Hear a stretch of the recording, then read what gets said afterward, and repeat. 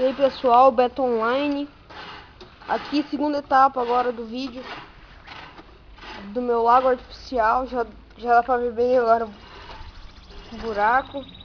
Algumas definições. Aqui, vejam só. Aqui meu pai tá dando, tá rolando danado aqui. E é isso daqui. E as ferramentas são poucas que a gente tá usando aqui. É só um carrinho de pedreiro, a vanca, inclusive meu pai tá usando agora, uma enxada, a pá e um enxadão que quebrou.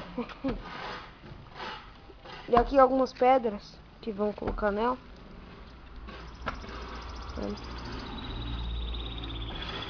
Essas duas aqui, ó, são madeiras. Deixa quieto. Aqui, isso daqui é uma flor que eu vou colocar no canto aqui, assim, mais ou menos aqui, assim, aqui. E é isso aí. Eu vou colocar os próximos vídeos. Falou!